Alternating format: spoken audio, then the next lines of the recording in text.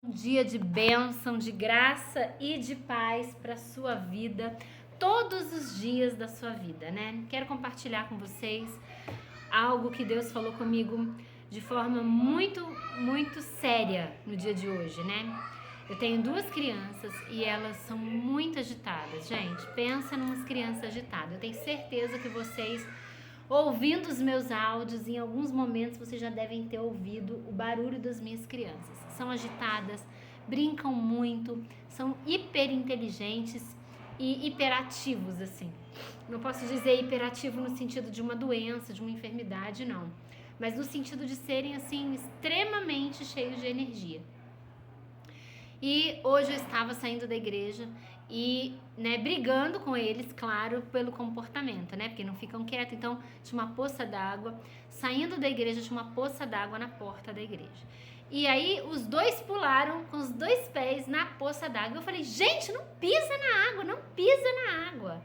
Imediatamente na minha frente passou uma mãe com uma criança numa cadeira de rodas, uma criança que provavelmente deve ter tido uma sequela neurológica e estava numa cadeira de rodas. Imediatamente veio aquela voz para mim, né? Tudo que essa mãe queria é que os filhos dela pulassem na cadeira, na poça d'água, né? Ela não iria reclamar.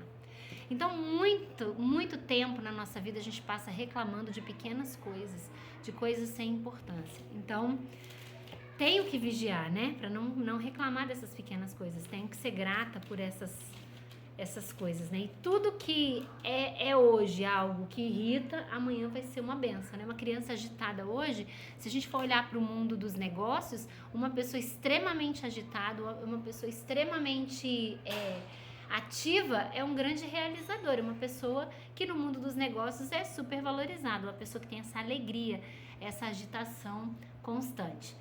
Então vamos agradecer, né, no dia de hoje tudo que a gente tem. E o capítulo de hoje, o capítulo 6 de Provérbios, ele também vai falar sobre isso, né? De uma certa maneira. É Deus falando assim pra gente: meu filho, se fores fiador do seu amigo, se feriste tua mão com um estranho, tu és lançado pelas palavras da tua boca. Tu és tomado pelas palavras da tua boca. Ou seja, aquilo que você se compromete, aquilo que você fala, você falou porque você quis. Vigia aquilo que sai da tua boca. Você só vai ser fiador de alguém, você só vai se colocar no lugar de alguém, você só vai entrar na brecha por alguém se você quiser. Então vigia, para que você não seja laçado pela palavra da sua boca. Tomado por essas palavras, né? No 3 ele fala: faze isso agora, meu filho, e livra-te quando estiveres na mão do teu amigo. Vai, humilha-te e certifica teu amigo. Ou seja, reconhece que você errou, se humilha, né? Mas se humilha diante de quem? Na minha interpretação, é se humilhar diante de Deus e se colocar com esse teu amigo dizendo que você está se humilhando diante de Deus. E a partir daí, não dê sono aos teus olhos, nem sonolência às tuas pálpebras. Ou seja, durma menos, trabalhe mais, se esforce mais, né? Livra-te das mãos deste teu amigo que você se colocou como um fiador, tá? Livra-te das mãos dele, das mãos do caçador, como um pássaro das mãos do passarinheiro. Ou seja, a partir do momento que você já teve a consciência de que isso foi um laço para você, corre para se livrar. Vai ter com a formiga, ó preguiçoso. Considera seus caminhos e ser sábio. Ou seja, começa a se planejar para que você saia desse laço, para que você seja livre desse laço. Ou seja, vai ter com a formiga trabalhar e juntar enquanto os outros não estão juntando. Juntar enquanto o céu está brilhando. Quando é verão, quando é colheita, você gasta menos e juntar para que quando chegar o inverno você tenha por onde sair, né? Ele fala assim, ó: ainda um pouco mais de sono, uma soneca, um pouco mais de repousar de braços cruzados. Ou seja, assim virá a tua pobreza como quem viaja e a tua necessidade como um homem armado. Então, olha para o comportamento da formiga, aprende com o comportamento da formiga e não seja preguiçoso. Uma pessoa má Um homem malévolo anda com a boca perversa, ou seja, lá atrás ele falou, cuidado com o laço preparado da tua boca. Então pode ser que você, no momento que foi laçado pela sua própria boca, você estava se comportando como um homem malévolo, de boca perversa. Esse homem, ele pisca com seus olhos, fala com os pés e ensina com os dedos. A perversidade está no seu coração. Ele maquina coisas ruins continuamente, ele semeia discórdia. Portanto, sua calamidade virá repentinamente, subitamente será quebrado sem reparação. Então, cuidado para que as suas palavras não tracem para você um caminho de morte, um caminho de perdição, um caminho maligno, né? Lembra sempre daquele que eu sempre falo em todos os treinamentos. A palavra é aquilo que saiu da sua boca. O que sai da boca é aquilo que o coração está cheio. O seu coração só está cheio daquilo que você pensou por muito tempo. Aquilo que você pensa cria sentimento que se transforma em ação. E a palavra é só a expressão daquilo que está no seu coração. Então, por isso você tem que vigiar seu pensamento, para que você não se transforme neste tipo de homem mau aqui, que tem a perversidade dentro do seu coração. Adri, mas eu sou uma pessoa boa. Eu não vou nunca me transformar nessa pessoa maligna. Gente, a arrogância, muitas vezes, a gente não percebe que está sendo arrogante. Quando nós vamos mudando a nossa vida financeira, muitas coisas vão acontecendo e a gente começa, dentro daquilo que a gente vai vivendo, tendo alguns comportamentos. Você antes tinha uma vida simples, não se importava com algumas coisas, hoje você já quer se importar com outro tipo de roupa. Não, agora você só quer aquela marca, agora você só quer aquele tipo de carro. Deus me livre de andar de ônibus, eu vou voltar a pegar um ônibus, né? Então, o que acontece? Aos poucos a gente vai dando lugar e a arrogância, a soberba, ela começa a crescer como uma erva daninha. Ela começa pequena e ela começa a crescer. Se a gente não se vigiar, se a gente não estiver debaixo dos mandamentos, vigiando, a gente acaba se tornando sem perceber. Você não percebe que virou arrogante. Você não percebe que você está sendo desumilde. Não existe essa palavra, né? Que você está sendo... que você não está sendo humilde, né?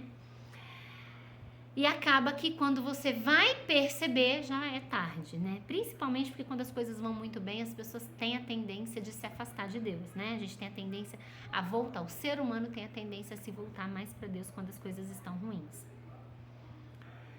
Então, ele fala assim, o coração que maquina ideias perversas, pés que se... Ele fala o seguinte, mais para cima, perdão. Estas 6 coisas o Senhor odeia. Sim, 7 são as abominações para ele. Ou seja, o olhar orgulhoso. Quem é o orgulhoso? É aquele que se acha melhor. Ele olha para o outro e fala, eu faria melhor.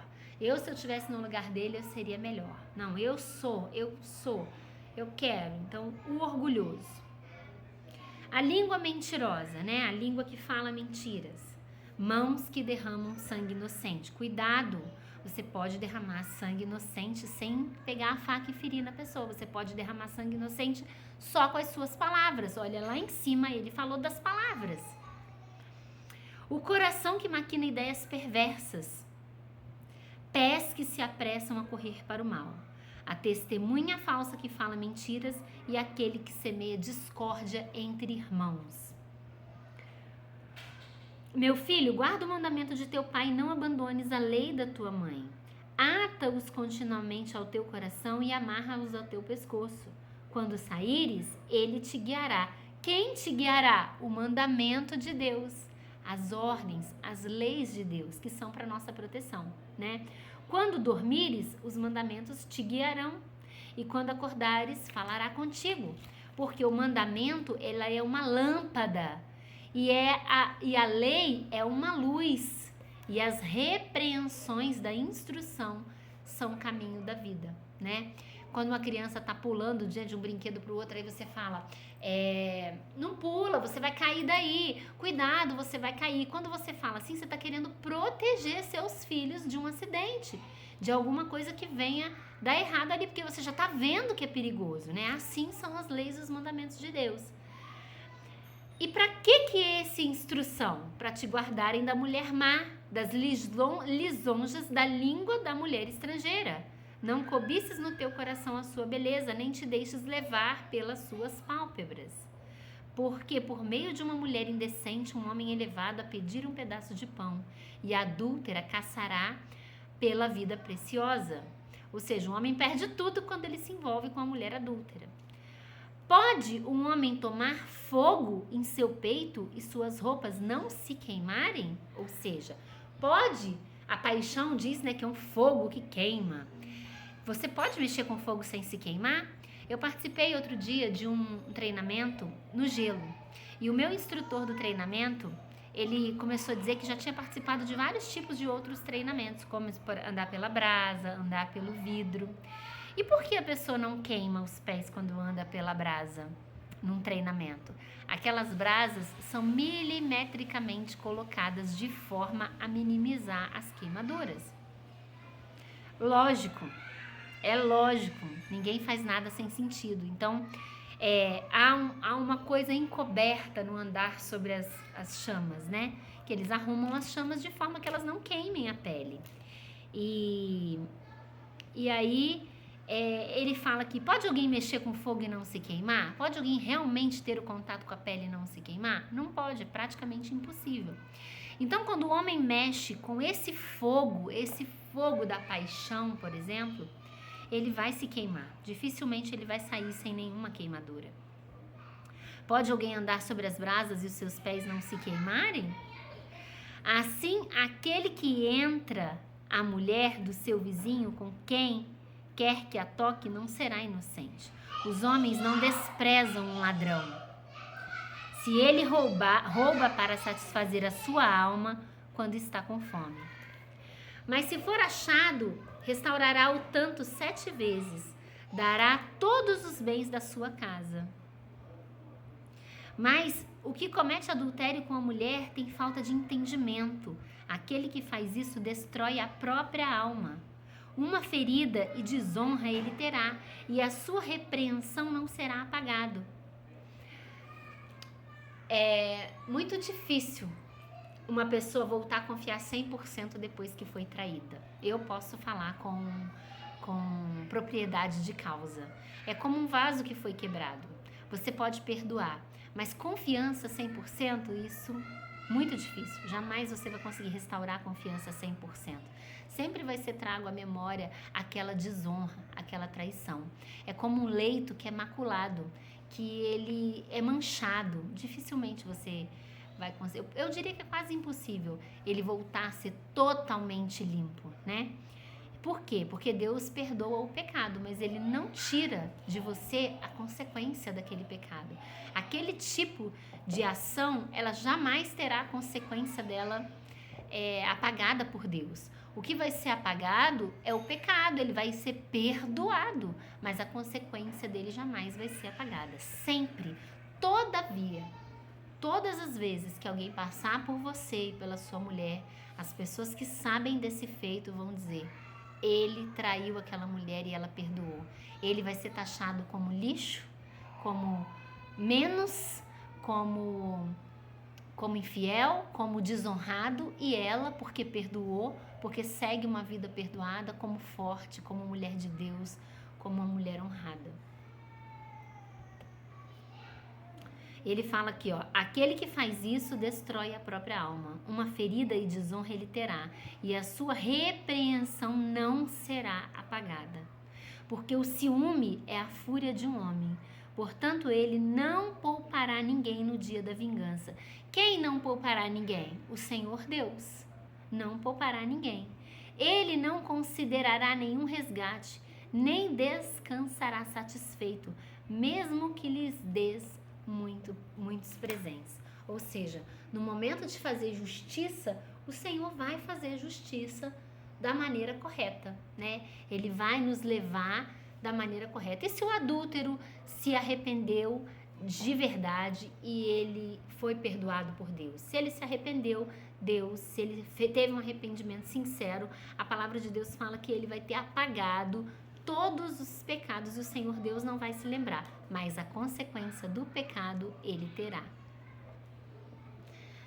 Então, muitos homens de negócios perdem muito do seu patrimônio, eles perdem muito. Se você ouvir o Pablo Marçal, você vai dizer: a melhor maneira de você comprar um imóvel muito abaixo do tempo é quando o casal se separa, porque eles estão doidos para botar o patrimônio fora para poder viverem as suas vidas, né, depois da separação. E eles acabam vendendo por qualquer valor, muito abaixo do valor de mercado, justamente porque querem se livrar daquele problema. Na verdade, os bens não são um problema, né? O problema é toda a recordação de tudo aquilo que eles construíram, de tudo aquilo que eles viveram.